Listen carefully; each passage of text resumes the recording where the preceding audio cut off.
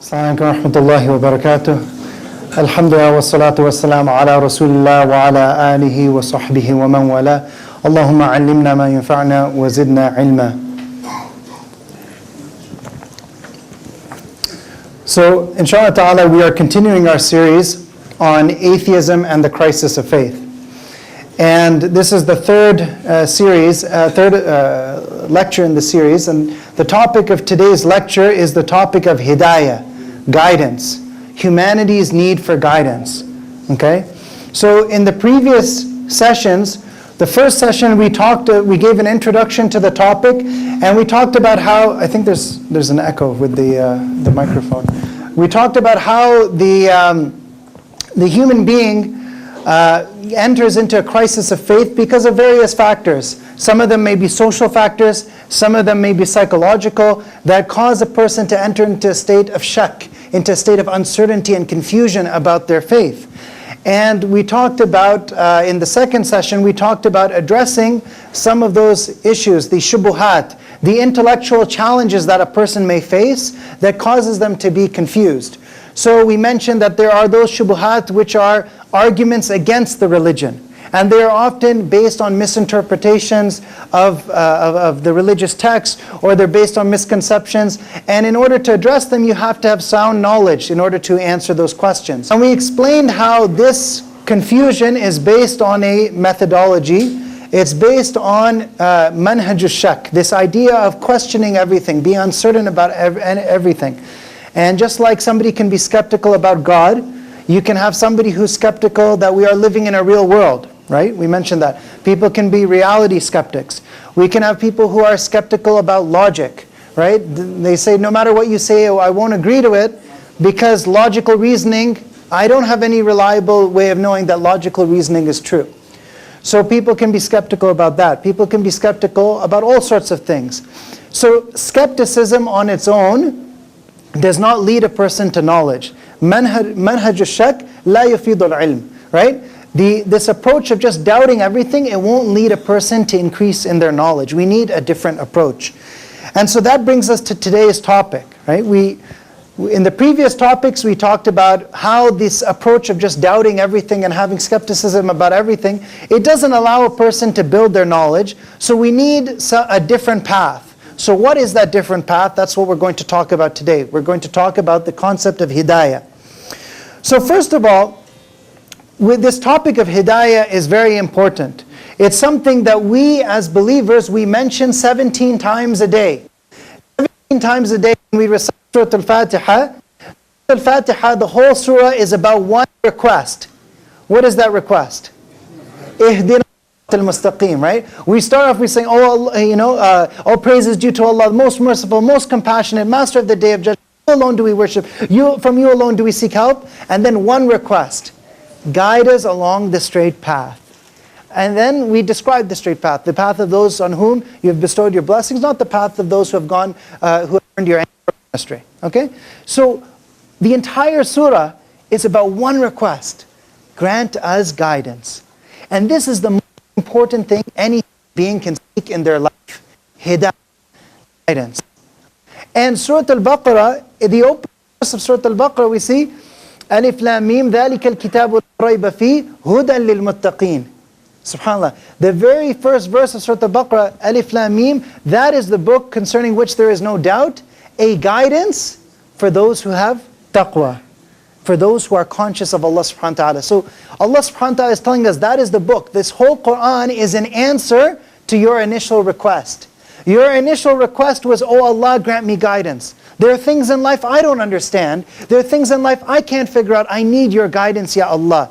And the rest of the Quran is coming as a response to that question, to grant guidance to the human being. Now, we mentioned in the last class a few different concepts at the end. And the question that I would pose to you guys, can a person know things that are good and things that are bad without any revelation? I hear some person say no, some person say yes. So who says yes? Okay, and who says no? Okay, the question is, can a person know what is good and know what is bad to a certain extent without any revelation? Okay, so you're saying yes because? The fitrah. Okay, so in the last class we mentioned the fitrah, right?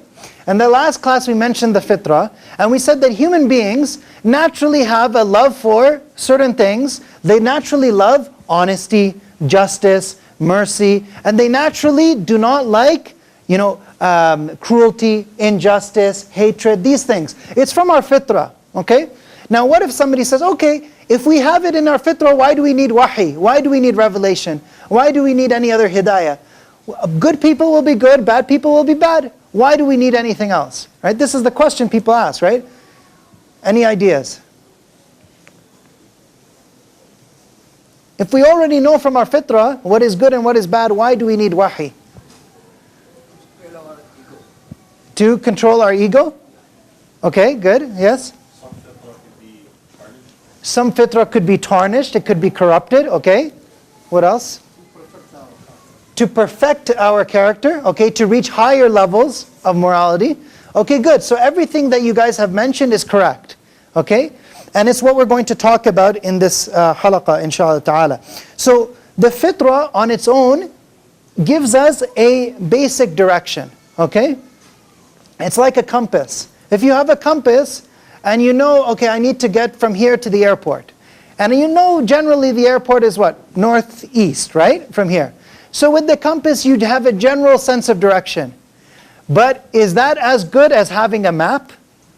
No. So there will be certain points where you're trying to follow the compass, you might get confused.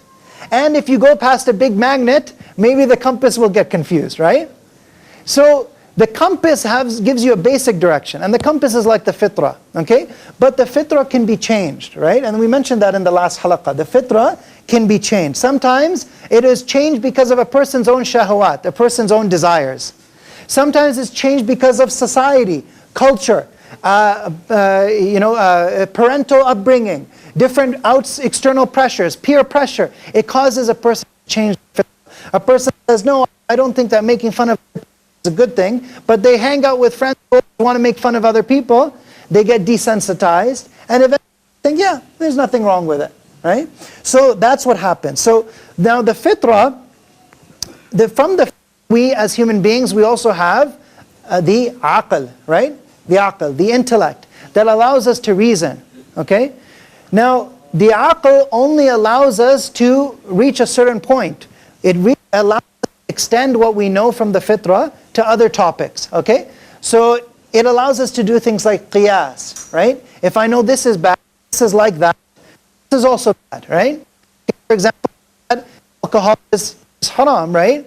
And something else, like somebody says, what about smoking weed, right? I can make qiyas. I can say, okay, causes the same effects, right? It's damaging to one's health. It acts as an intoxicant. So the same principle should apply. So this is the aql, right? The aql allows you to take one concept and apply it to another concept, okay? And the hiss, our sensation, our five senses, hearing, seeing, smell, touch, whatever, these senses allow us to also incorporate more information. But all of this together, fitrah, aql, hiss, it allows us to reach a certain level. Without hidayah, without revelation, without wahi, without true guidance from Allah subhanahu wa ta'ala, all of that can be corrupted and we can be lost. Okay? So that it allows us to get to a certain level where we need, guidance from Allah subhanahu wa ta'ala. Now somebody might say, why do we need guidance? Okay, let's start with a basic, look at life. Everybody in their life, they have questions of how should I live my life? What does it mean to live a good life? How can I be successful in life, and what does success look like? And every single philosopher who's tried to just use his aql to come to an answer has come up with a different answer. Okay? In general, Western philosophy is based on ancient Greek philosophy, the philosophers of ancient Greece. And so I always focus on those ideas because you can still find the same ideas present in all of the Western philosophies today. So if you go back to the ancient Greeks, they all had different ideas. So Socrates, Socrates, he said that the good life is a life where a person knows the definition of all things. Okay? So according to Socrates, he said that if you, to truly be good, you need to know what is the definition of justice, what is the definition of modesty, what is the definition of virtue, what is the definition of patience, all these different things. And if you don't know the definition, you will never be able to be virtuous. And we mentioned, Shaykh Islam ibn Taymiyyah, he mentions arguments against this in Rad al Mantiqiyin, and he mentions how this doesn't make sense. Because you can know what good is without having to memorize 1,000 definitions, right? That doesn't lead you to what is good. And if you look at how Socrates spent his life, he spent all of his time during the day walking around the marketplace and finding people to argue with. And he said this is the noblest pursuit. So he would find a speaker or a politician or a scholar, and the scholar would be saying, justice is to take care of your parents, or something like that. And Socrates would say, how do you know what is the definition of justice? And he would just start arguing with them. Today we call this like a heckler, right? But in that time, he was saying that no, this is what is the true life of virtue, is to go around and argue and come to the true philosophical definition. So that was one view. Then there was another view amongst the ancient Greeks, and this view we also find it today. The view of the Cyrenaics. And they said that the goal of life is just to have as much pleasure as possible. The goal of life is just to enjoy yourself. Just indulge in your desires. Whatever gives you pleasure, just do it. Right? Just follow your shahwat. Just follow your desires. That is the goal of life. Because at the end of the day, if this life is temporary, we're all going to die, we might as well enjoy it, right? And you find this amongst the youth, right? YOLO, you only live once. Just enjoy. Maximize your pleasure. So this is philosophy. And then there was another group, but just to give one more, the Stoics. The Stoics, have you ever heard somebody say, oh, this person, they're very stoic? Have you heard that term in English? When they say that, they're saying that the person doesn't show their emotions, right? They are able to be strong. And that was the idea of the Stoics. The Stoics said that true virtue is you cancel out all your emotions altogether. So you think, okay, so I should never be happy, sad, angry, never the emotional. That is how you will attain true virtue. All of these philosophies, they tried to get to this answer with their aql, with their intellect, but they still arrived at contradictory philosophies. So Imam Ibn al-Qayyim rahimahullah, he mentions in Zad al-Ma'ad fi Hadi Khair al-Ibad, which is a book talking about guidance from the life of the Prophet Muhammad sallallahu alaihi wasallam. He mentions that everybody is trying to find guidance in their life. We need to change the microphone? Okay. So we mentioned the different philosophies, ancient Greeks, right? One definition of being good is just arguing till you come up with a definition. Till you come up with a definition of what is justice, what is virtue. Another understanding of goodness is just whatever makes you, fills you with pleasure. Another understanding of goodness is just canceling your desires and your emotions altogether. What does Islam say? Imam Ibn al-Qayyim says, when you look at all the different philosophies out there, you realize that human beings on their own cannot come to true guidance without the guidance brought by the messengers. And that is why Allah subhanahu wa ta'ala did not leave human beings just on their fitrah. Allah has always sent prophets and messengers throughout time to guide people to fulfill their fitrah and to perfect their fitrah with the highest level of iman and akhlaq and deen. So Allah subhanahu wa ta'ala has shown us the path, right? And so Imam Ibn al-Qayyim says, everyone who cares about his soul and its salvation and its happiness should want to know what is that guidance that Allah subhanahu wa ta'ala has revealed. Right? Because everybody has these same questions in life. How do I live my life successfully? How do I attain a good life? So a person should naturally want to know what are the answers out there. What are the systems of guidance out there? What are the different value systems? And then look at those systems and say which one makes the most sense. Which one is a true system of guidance? Now, there are 4 reasons to kind of get a clear picture. There are 4 reasons why human beings need guidance. 4 reasons. If somebody says we can just be good without religion, you know, why religion is outdated, we have science now, we have all the answers. questions, why do we need religion? If somebody says this, that why do you say that we need religion when we can be good without religion? Now, we as Muslims, obviously we believe Islam is the truth. So how do we our understanding that we need Islam in order to reach the perfection of morality? How do we justify that understanding when people there are reasons? And I'm going to take the time to explain all of them one by one, but just to summarize it for anyone who's wants to take notes or list the reasons. The first one is moral ontology, haqiqatul khair wa shar. Okay? The second one is moral epistemology, ma'rifatul khair wa shar.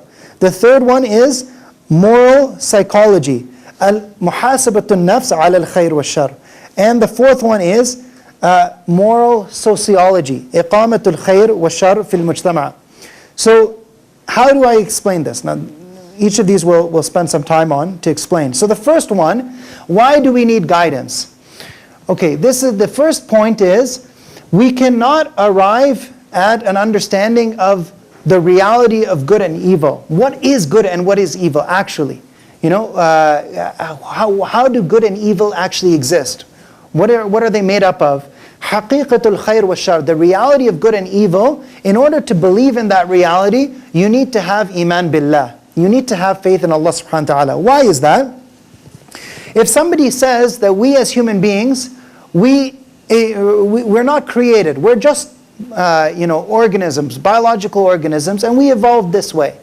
We could have evolved in a different way, where our brains would think other things are good and other things are bad. Right? It just happens to be that we evolved to think this is good and that is bad. Right? So actually one of the leading atheist thinkers, his name is Alex Rosenberg. He's a professor of philosophy, and he's written a book called The Atheist's Guide to Reality. And in this book he mentions there is no such thing as morally right or wrong. There's no such thing as khair or shar. There's no such thing as good or bad. Individual human life is meaningless and without ultimate moral value. We need to face the fact that nihilism is true. He mentions this on different pages in the book.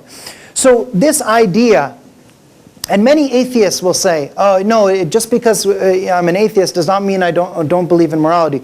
And that's true. Many people will be atheists and still believe in that there's such a thing as good and bad. But those people who are philosophers, who follow everything to their logical conclusion, they know that if you take this path and you say that we don't exist for any reason, there's no ultimate purpose to our lives, we are nothing more than matter, atoms, particles that exist without any greater purpose.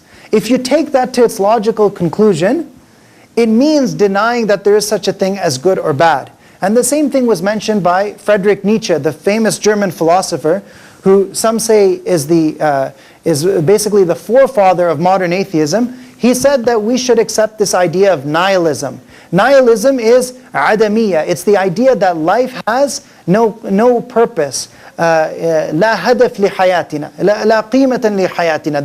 There's no objective to our lives. There's no purpose to our lives. There's no value to our lives. There's no maqsad. There's no overall purpose, goal, or objective. Right? We just exist for no particular reason whatsoever. And I mentioned before one of the other famous atheists who said, don't ask why the universe exists. It just exists. Don't ask. Right? This idea that life exists without any purpose. Now, why is it that that view doesn't allow you to recognize the reality of good and bad? I'll give you an analogy. If you look at this wall, okay? If I pointed this way, is this good? What do you think? Is it good to point it this way or is it good to point it this way? Right. The reality is, it doesn't make sense to call one good or bad, right? Whether it's pointing this way or pointing this way doesn't mean anything. Now, if you take the philosophy of materialism, all of us are just above part.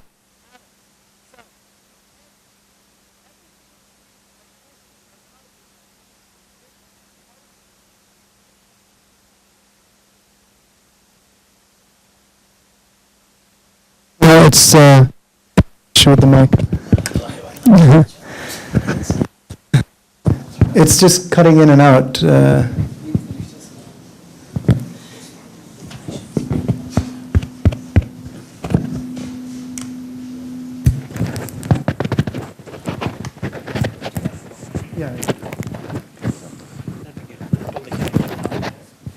I can just. Do we have to move over? You'll have to fix the. Now, is this khair or shar if I'm there or here? That's a good example. Okay, alhamdulillah.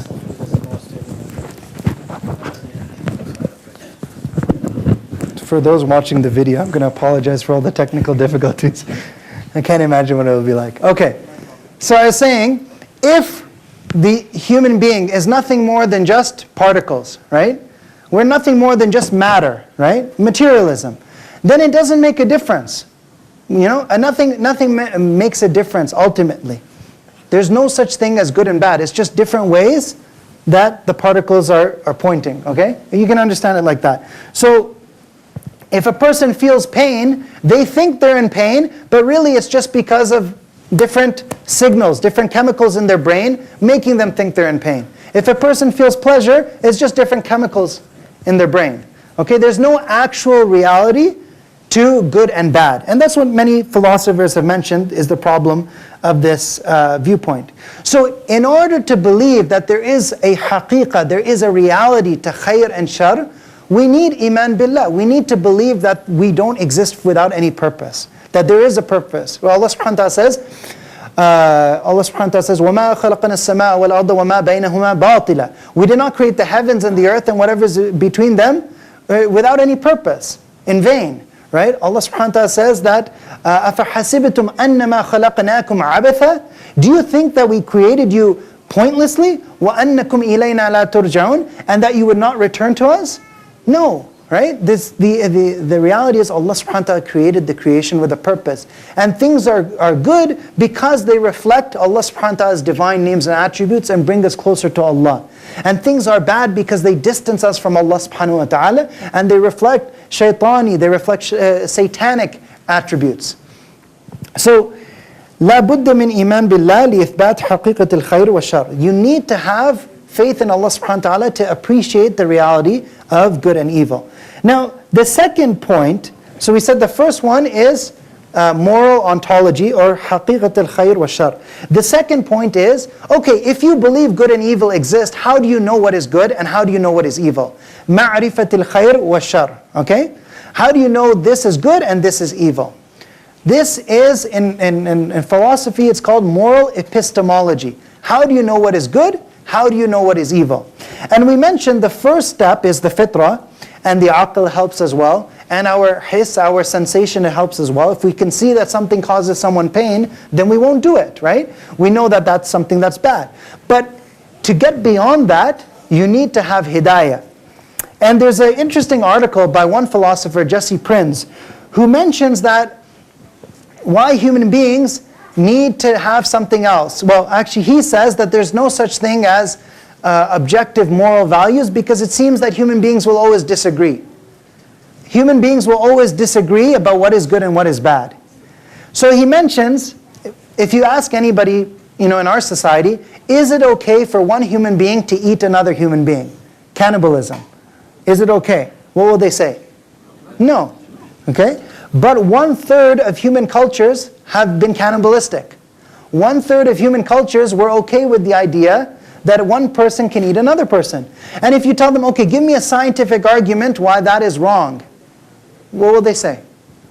If you say, give me a philosophical argument, why is it wrong for one human being to eat another human being? If this person has consented to it, they say, after I die, you can eat me. And they're happy with it, and they're not going to be in pain. What is the reason? Now we, from an Islamic standpoint, we say Allah subhanahu wa ta'ala says, وَلَقَدْ كَرَّمْنَا بَنِي آدَمَ, right? Allah subhanahu wa ta'ala has honored the human being. And this is something that compromises that honor. So we have a value system that allows us to say, no, that's wrong.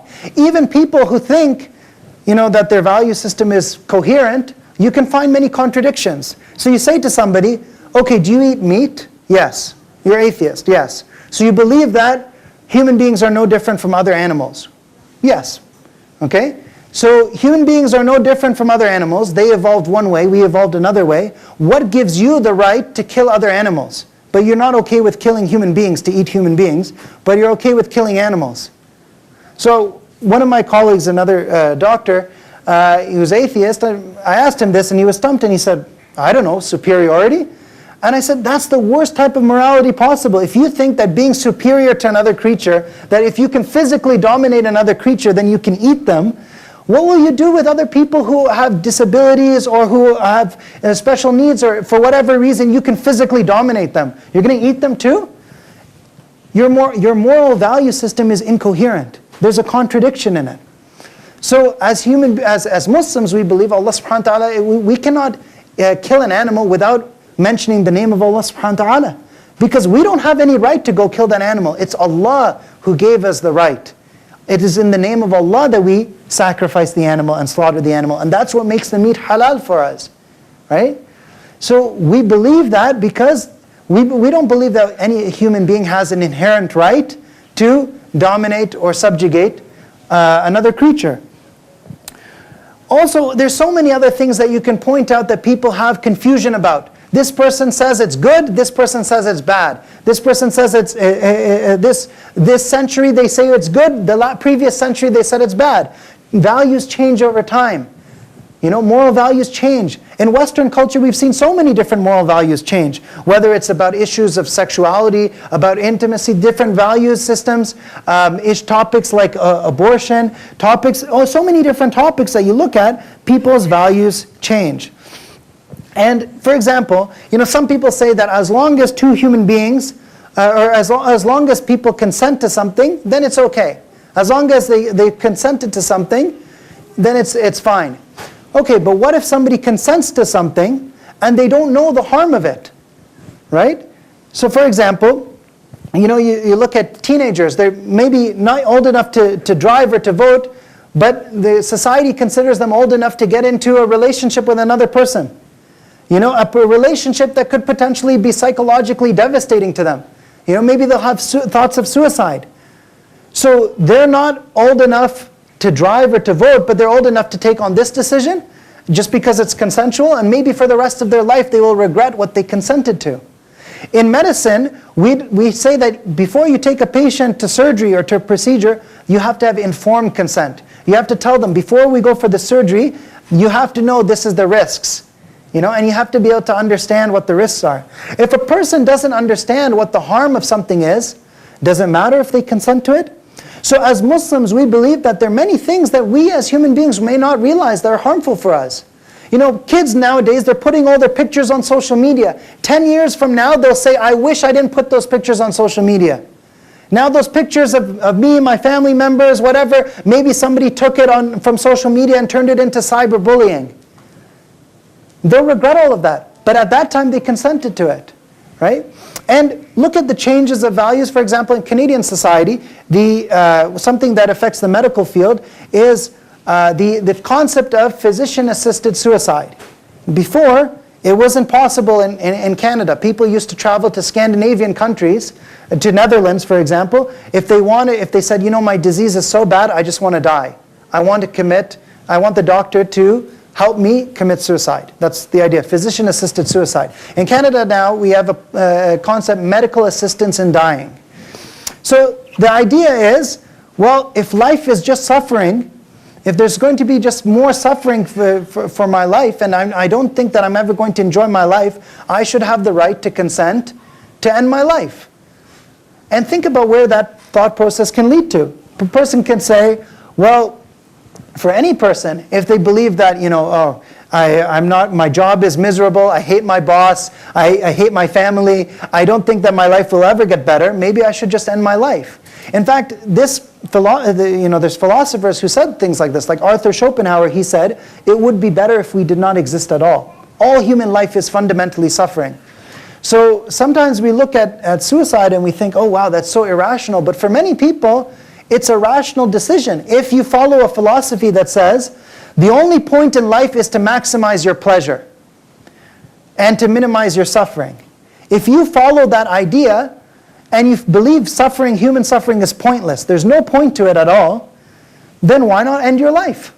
That's the idea that many people come to.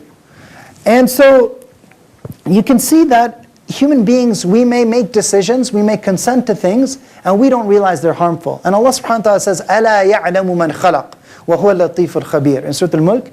Does He not know best? The one who created. Allah subhanahu wa ta'ala knows best what is going to harm human beings in society. So societally, what is harmful, what is psychologically harmful, what is spiritually harmful, what is harmful for us in this life and in the next. There may be things that we think are good for us, and people say, oh, we should just follow our desires, do whatever you want. You know, it doesn't seem harmful, let people do this.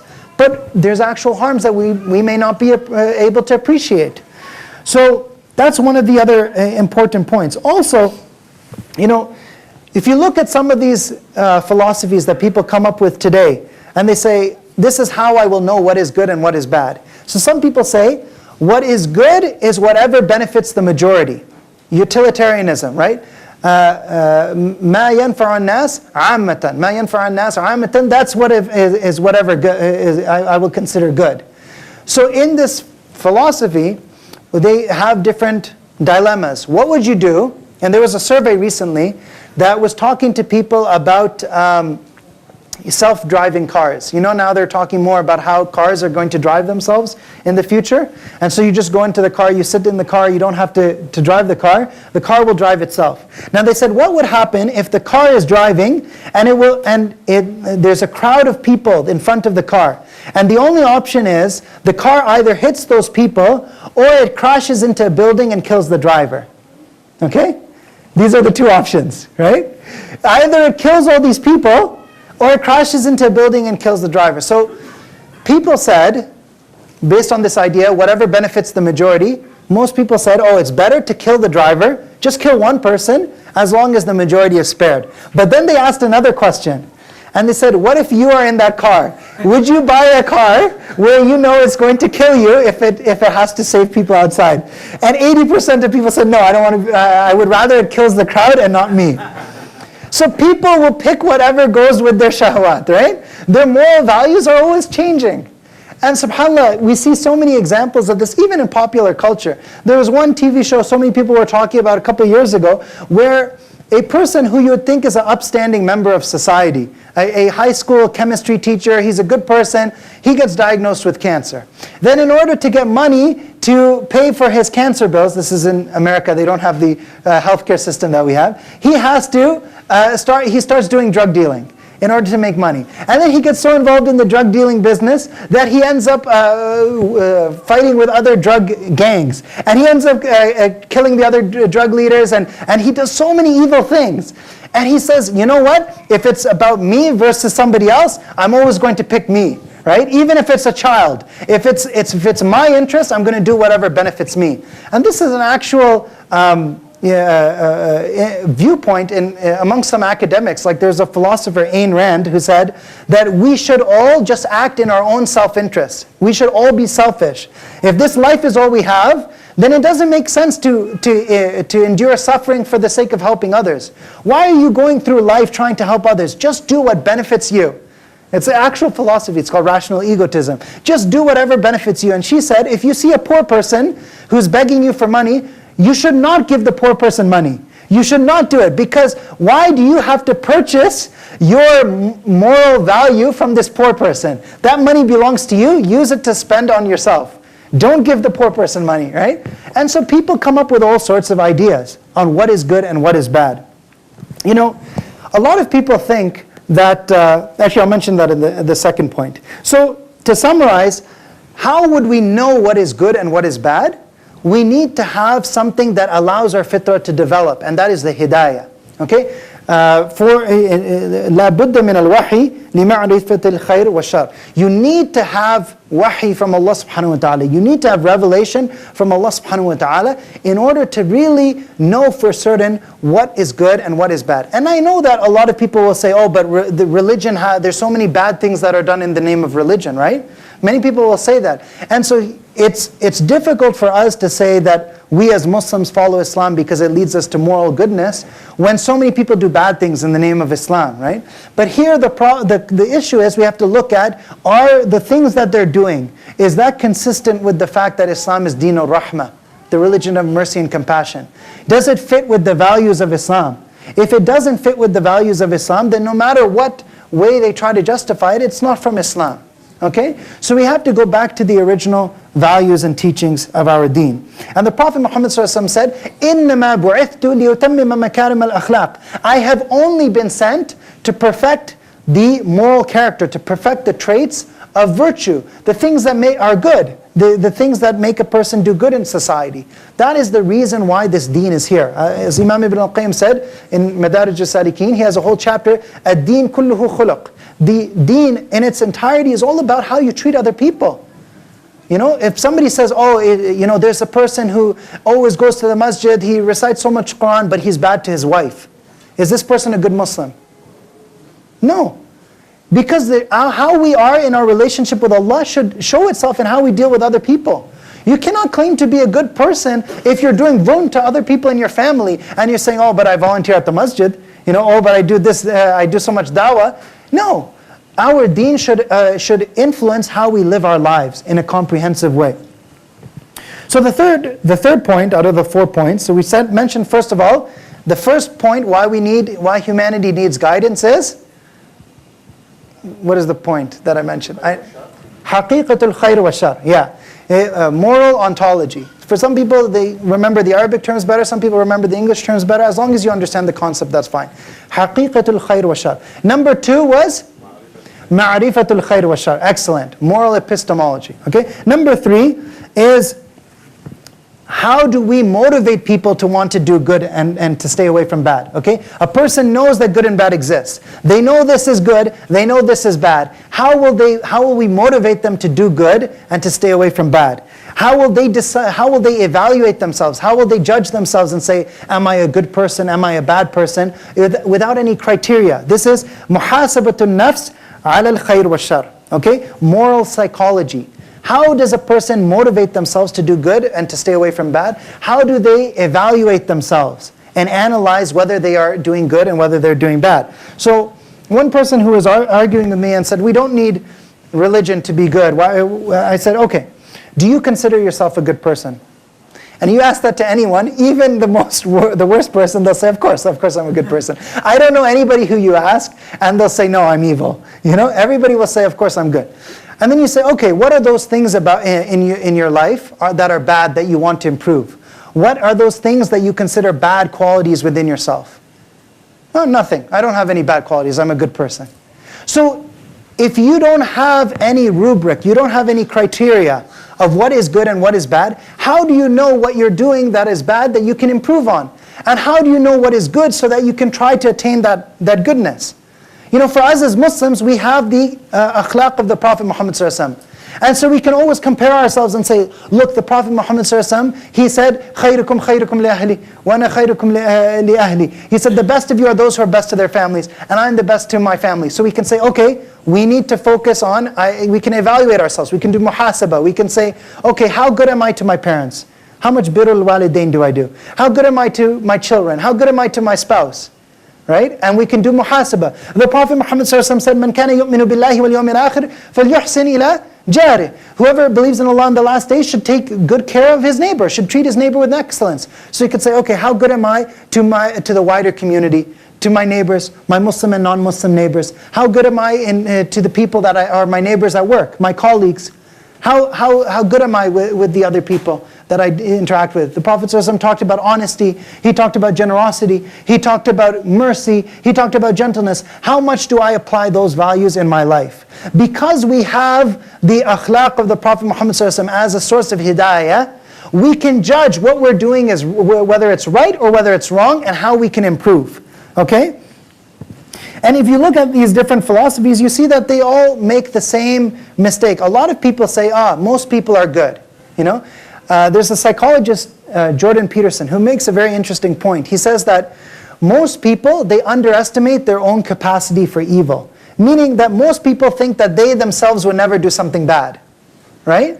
So people say, oh, look at the most evil event, look at the Holocaust, those Nazis. If I was living in the time of the Nazis, I would have been the one person on doing good. And Jordan Peterson says, okay, you think that you would be the one person doing good and the rest of them are all on evil? If you really think that, what evidence is there in your own life right now that you will go against your whole society to stand up for what is good? If you don't, then you would have been doing the same thing as them. You think the whole society is going to do evil and killing and you're going to be the one person on doing good? You would end up following the same path. People just generally follow whatever the culture or society around them says is good or whatever the culture or society around them says is bad, without any source of hidayah. And Islam gives us such a deep understanding of what is good and what is bad. Islam teaches us that each of us, we have within ourselves the possibility that we can do shar, that we can do evil. In the khutbah al-hajjah, you hear it every Friday. What does the khatib say? He says, نَعُوذُ بِاللَّهِ مِنْ شُرُورِ أَنفُسِنَا وَمِنْ سَيِّئَاتِ أَعْمَالِنَا. We seek refuge in Allah subhanahu wa ta'ala from the evil within ourselves. Every human being has evil inclinations.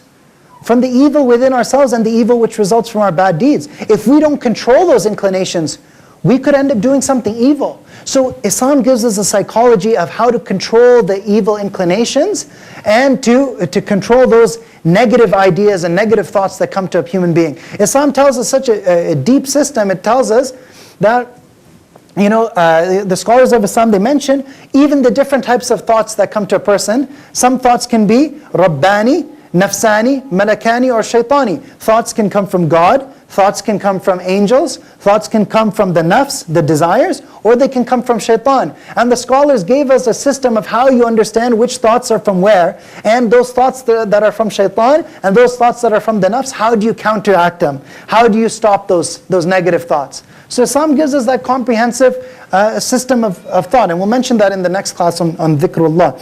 So we have to, in order to really maximize the good that we can do as human beings, we need to be motivated to do good. We need to know that there are consequences for doing bad. That badness leads to Jahannam, goodness leads to Jannah. We need to know how we can counteract negative thoughts within ourselves. We need to have all these different concepts in order to develop ourselves, to achieve tazkiyatun nafs, to achieve the highest levels of goodness.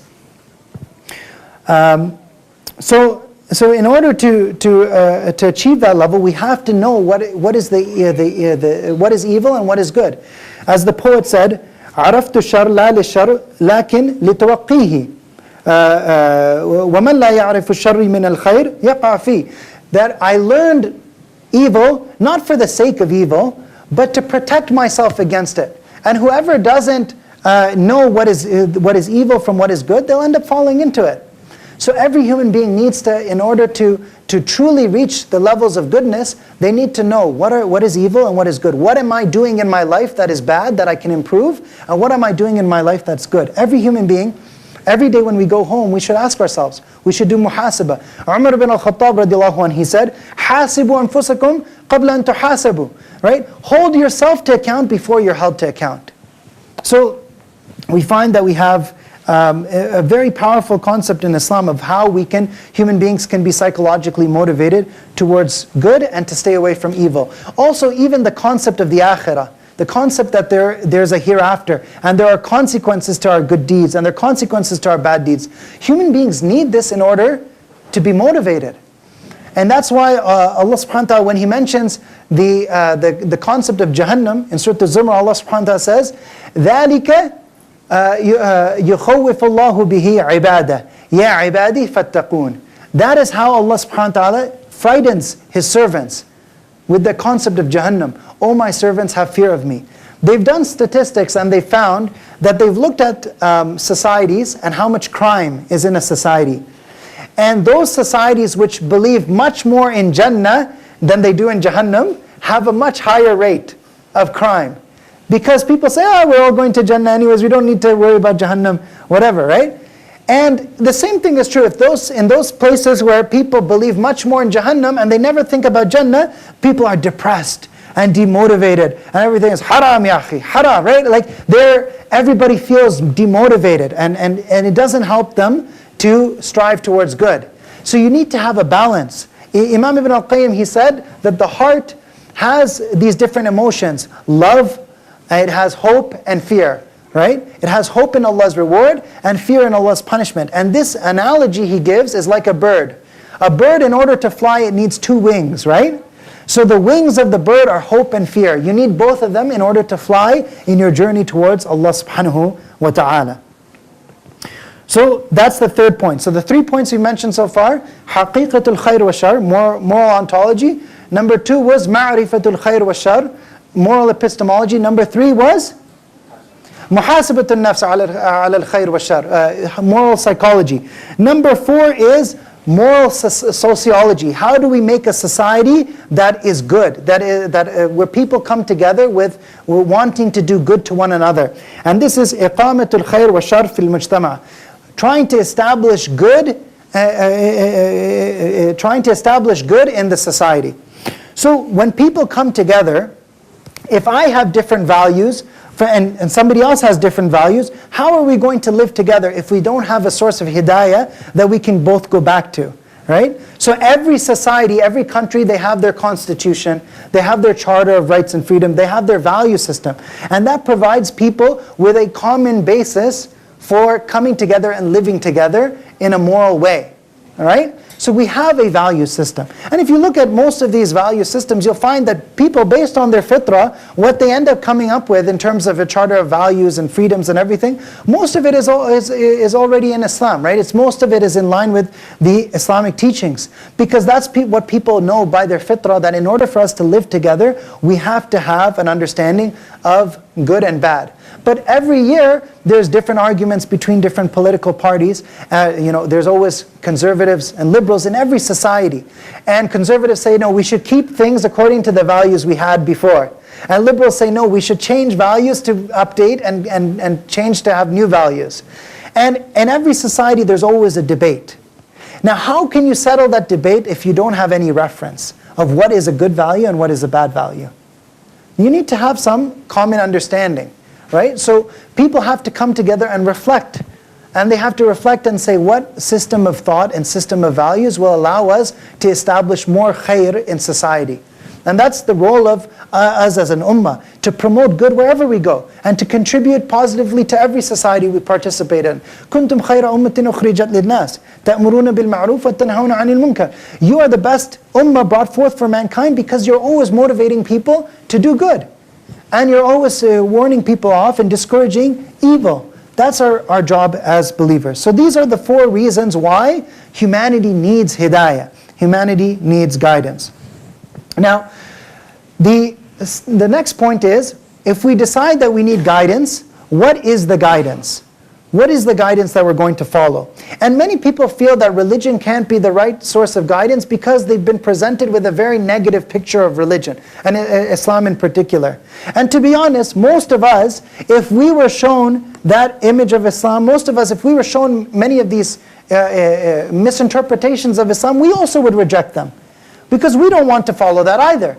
The Islam that we follow is not the Islam that people see on Fox News. Right? It's not the Islam that people see that promotes, that promotes harm.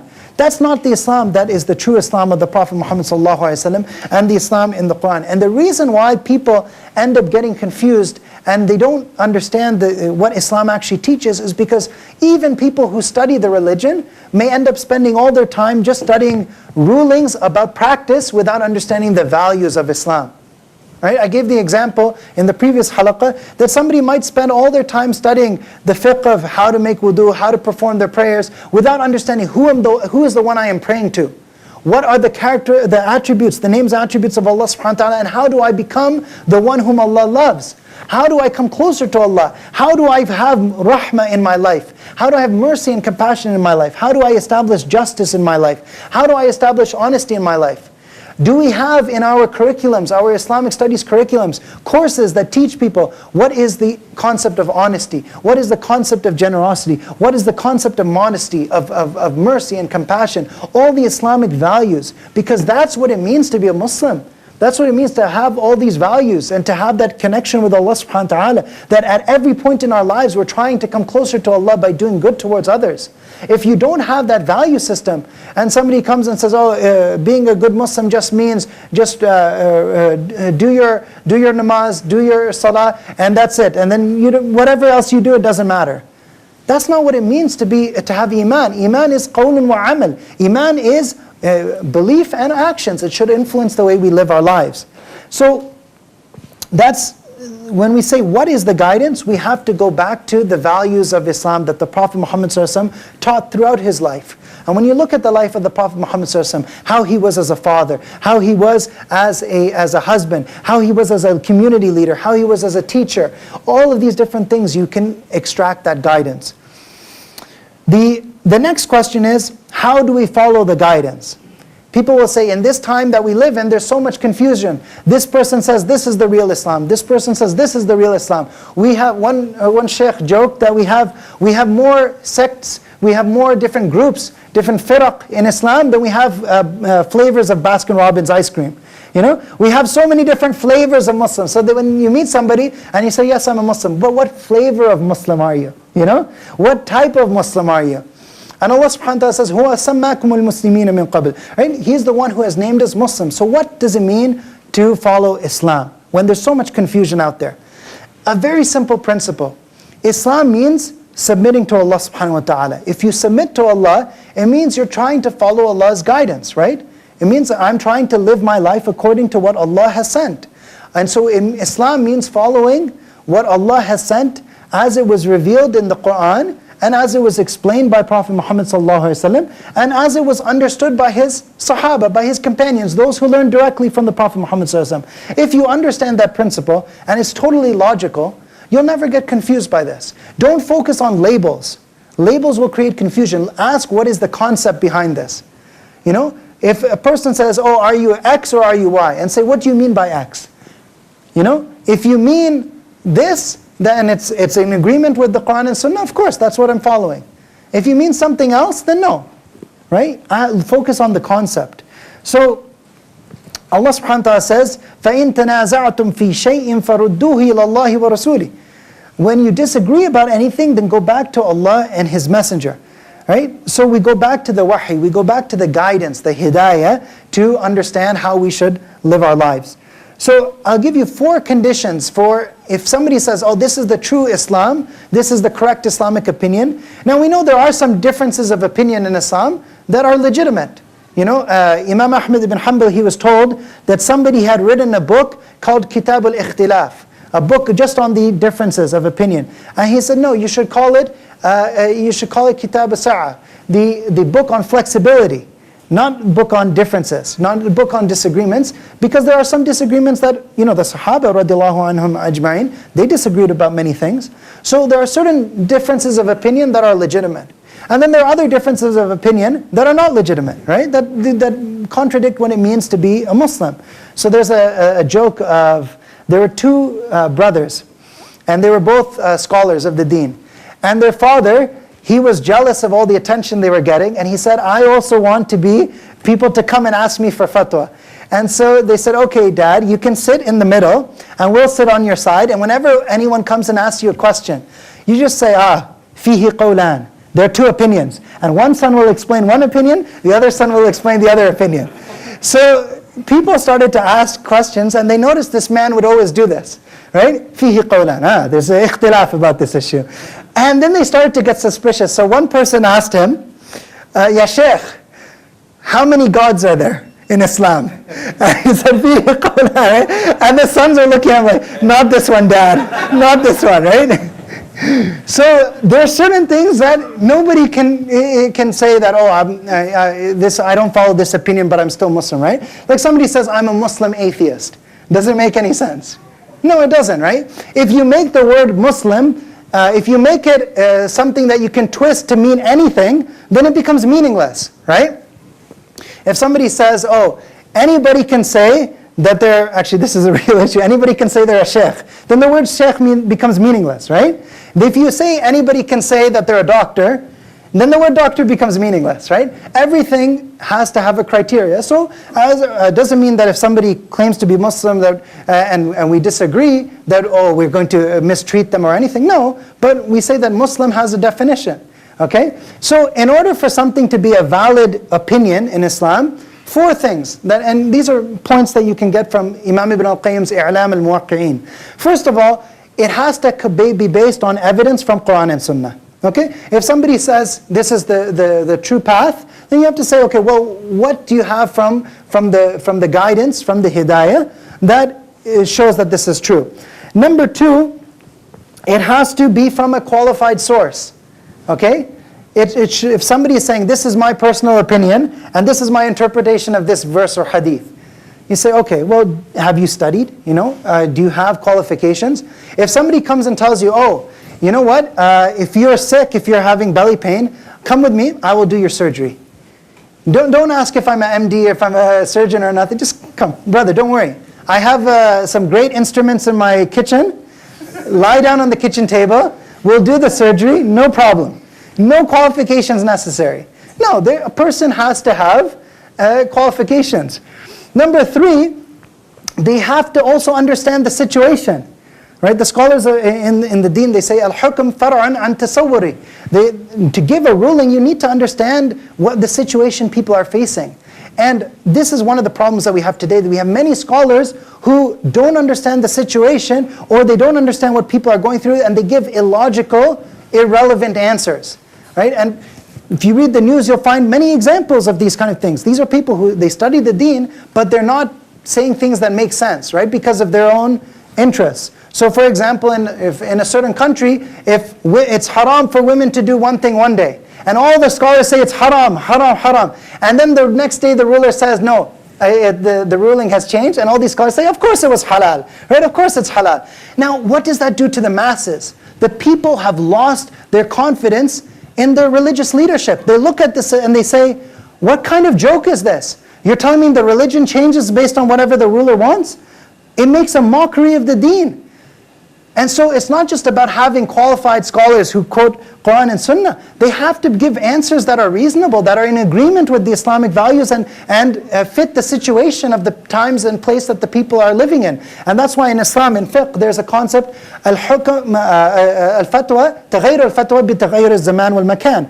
That a fatwa changes based on changing time and place. Because that's fiqh. Fiqh means human understanding and interpretation to apply the ruling in the way that's most appropriate for this time and place. Okay? So Abdullah ibn Abbas radiallahu anh, once a person came to him and he was doing a halaqah like this, and a person came and asked him, he said, Ya Shaykh, is there any tawbah, is there any repentance after murder? And Ibn Abbas radiallahu anhuma, he said to this man, no. And then another person came and said, Ya Shaykh, is there any tawbah after murder? And he said, yes. And the student said, what's this? Same question, but you gave a different answer to this person and a different answer to that person. He said, the first person, I saw in his eyes anger. And I knew he wanted to do murder and then try to repent afterwards. So I said, no. And the second person, I saw in his eyes sadness and despair. And I knew he had done something and now he wants to try to reform himself. So I said, yes, there is tawbah. So you look at the situation, you look at the context, that's hikmah, that's wisdom.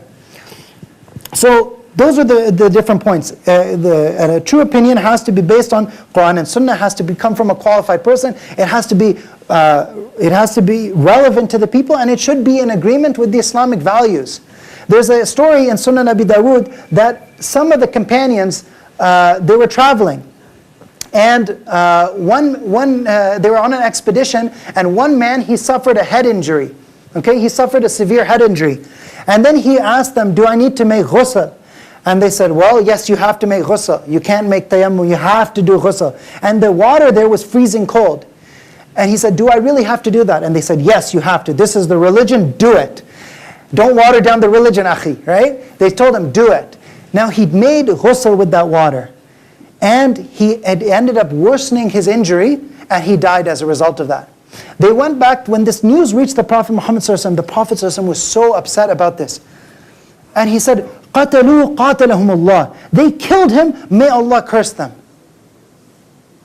because they thought they're giving a fatwa, but they're not looking at the situation, they're not looking at the Islamic values. And Imam Ibn al-Qayyim, he says that whoever gives a fatwa just from the books, without looking at the differing situations of the people, then he is worse for people than a doctor who just treats everybody the same just based on what he reads in the book, without looking at their symptoms. If somebody says, okay, everybody who comes with belly pain, I'm going to do surgery on all of you. Whether you have a flu, or whether you have appendicitis, or whether you have colitis, or whether you have a bowel obstruction, I'm going to do surgery on all of you. Everybody gets the same treatment. Everybody gets the exact same treatment. It doesn't make any sense. So Ibn al-Qayyim says that this true scholar has to look at the situation of the people. So that's the answer to how do we follow the guidance. Last point that I'll mention, inshallah ta'ala, before we conclude. What happens to those who don't follow the guidance, right? We mentioned that we as Muslims, we believe Islam is the truth. It's the true path. And this is the guidance that we believe in. But what about people who don't follow the guidance? It's a common question. You know, people say, what do you believe about non-Muslims? What's going to happen to them? And here we go back to our aqeedah. As Muslims, we believe, إِنَّمَا عَلَيْكَ الْبَلَاغُ وَعَلَيْنَا الْحِسَابُ. Allah subhanahu wa ta'ala says, your job is to convey the message, and Allah's job is to judge. Because there might be somebody who has udhr bil jahl, he has excuse due to ignorance. There might be somebody who, their understanding was based on misinterpretations or misunderstandings. There might be a person who sincerely tried to find the truth in this life, but they didn't find it. And Allah subhanahu wa ta'ala will judge them according to their sincerity in the next life. So there may be a person who in this life we think, oh, this person is, this person is not on the true path, this person's a disbeliever. But maybe that person in the next life, Allah subhanahu wa ta'ala forgives them and enters them into Jannah. And there might be a person who we think, oh, this is a righteous person, but this person may be a munafiq, somebody who's a hypocrite. And Allah subhanahu wa ta'ala in the next life enters them into Jahannam. We know that the first three people called on the Day of Judgment are who? Who are the first three people who Allah subhanahu wa ta'ala will judge on the Day of Judgment? The first three people who will be thrown into hellfire. Yes. So a scholar, a shaheed, a martyr, and a rich person. The scholar will say, but I was teaching people the knowledge. Oh, but you did it just to show off. The shaheed will say, oh, I was doing this for your sake, O Allah. No, you did it so people will say, this person is shaheed. Look how great he was. Or the wealthy person will say, I gave so much money for your sake, O Allah. And no, you did it just so people will think that you're a wealthy, rich, generous person. And we know in the hadith of the Prophet Muhammad ﷺ that one of the people who, generally society looks down upon, a prostitute, she will be forgiven. She was forgiven because she gave water to a thirsty dog. So this is somebody people would say, oh, for sure she's going to Jahannam, for sure. No, Allah subhanahu wa ta'ala forgave her because she gave water to a thirsty dog. Allah subhanahu wa ta'ala loved that action that she did and forgave her as a result of it. So we're not in a position to judge. And in the next life, people in Jahannam will say, وَقَالُوا مَا لَنَا لَا نَرَى رِجَالًا كُنَّا نَعُدُّهُم مِّنَ الْأَشْرَارِ. Why is it that we don't see the people who we were certain these people definitely must be evil people? أَتَّخَذْنَاهُمْ سِخْرِيًّا أَمْ زَاغَتْ عَنْهُمُ الْأَبْصَارُ. Like, what's going on? Why can't we see them? Is there some kind of magic, or are they invisible to us? People are so quick to judge others in this life, but really we should judge ourselves. There's a famous narration, a statement of Hasan al-Basri, طُوبَى لِمَنْ شَغَلَهُ عَيْبُهُ عَنْ عُيُوبِ النَّاسِ. Blessed is a person who is busy with his own faults, his own weaknesses, his own flaws, rather than the weaknesses and flaws of others. So I ask Allah subhanahu wa ta'ala to accept from us and to enable us to follow the divine guidance of Allah subhanahu wa ta'ala, and enable us to follow the akhlaq of the Prophet Muhammad sallallahu alaihi wasallam. So inshallah ta'ala, with that we will conclude. Do you have anything to add, Shaykh? Okay. هذا وصلى الله وسلم وبارك على نبينا محمد وعلى آله وصحبه أجمعين وجزاكم الله خيرا والسلام عليكم ورحمة الله وبركاته.